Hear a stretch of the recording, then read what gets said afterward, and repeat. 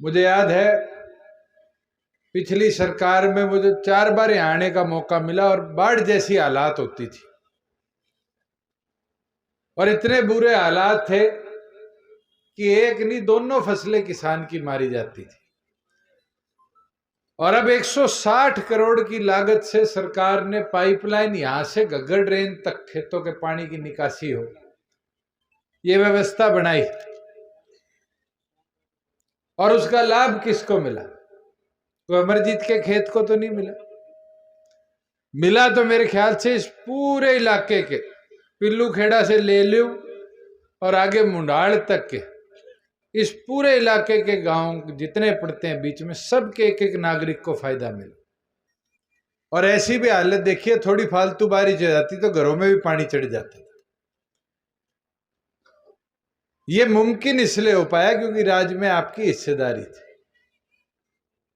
हम आज भी 9,000 करोड़ के सड़कों के काम प्रदेश में करवा रहे हैं, 4,000 करोड़ के और हम कर दें। एक चीज जरूर मैं बोलना चाहूंगा, कई बदलाव हमने किए, उसका फायदा भी हुआ, नुकसान भी हुआ। मैंने एक मुहिम शुरू करी थी कि किसान के खाते में पैसे भेजेंगे। 1 साल तक मेरे खिलाफ खूब आए आए आए आए, फिर आ गया किसान आंदोलन, जो सबसे बड़ा पापी मैं ही। एक मुकदमा दर्ज हुआ किसी पे, इसलिए क्योंकि बैठे थे थारी सोच वाले वहां। मगर आज उठा के देखो, जीरी बेच के आए हो इस बार, 2 दिन में पीछे आए, खाते में नहीं आए। नहीं तो कितने गेड़े मारा करते थे आड़ती के, 2 महीने तक गेड़े मारते थे। आज 2 दिन में टड़ंग कर दे। ये मुमकिन क्यों हो पाया? क्योंकि किसान की सोच का व्यक्ति राज्य में बैठा है। आज फसल खराब हो जाती है, पानी खड़ा हो जाता है, मोबाइल से पटवारी के मोबाइल पे मैसेज जाता है कि गिरदावरी करके चला जाए, क्षतिपूर्ति। और पहले क्या व्यवस्था थी? सरकार आदेश निकालेगी, फिर पटवारी जी आएंगे, फिर रिपोर्ट के लिए भी पीछे पीछे हांटते घूमो। और फिर हुड्डा साहब कितने रुपए दिया करते थे? 5 रुपया, 6 रुपया, 2.5 रुपया। उचाना में तो 2-2 रुपए भी दे रखे। आज 15,000 मिलते हैं किले के, नहीं मिलते। इसलिए है क्योंकि आपकी राज्य में हिस्सेदारी। और मैं तो इतना जरूर बोल सकता हूं कि इन 4.5 सालों में, 4.25 सालों में ऐसी कोई विधानसभा नहीं है जिसमें काम ना किया। पहले जैसा राज नहीं है कि जुलाना पाकिस्तान में था और मैं हिंदुस्तान में। कलोई हिंदुस्तान में था, जुलाना पाकिस्तान में था, अंतर नहीं था।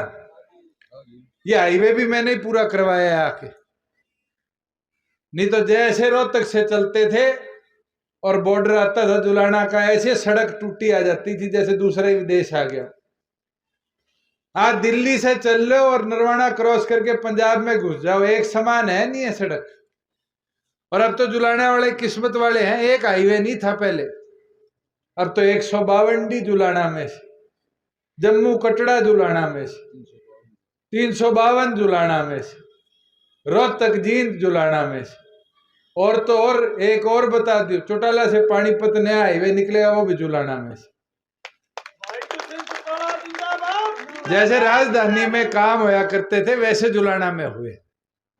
अमरजीत भोला दिखता है नहीं, बात पूरी करेगा। मेरे से भी वादा कराए बैठे, कहते जिस दिन ऊपर चले, ऊपर वाली शपथ ले ली तो मेरी आप वाली करा देनी। काम कराने का तरीका है।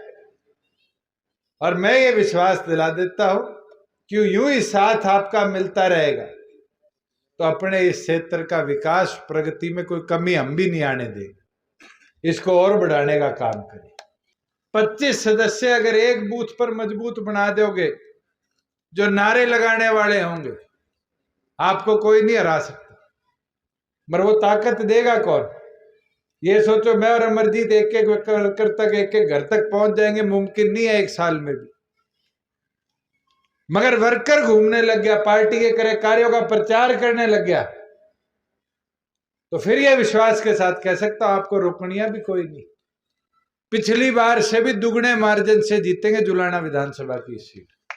जनवरी के अंदर खेत कल्याण योजना का दूसरा भाग लेंगे, जिसमें 25 किलोमीटर प्रत्येक विधानसभा में नए बनाने का काम करेंगे, और उसके अंदर कोशिश करके ज्यादा से ज्यादा ढाणियों की कनेक्टिविटी को और बेटर बनाने का काम करेंगे।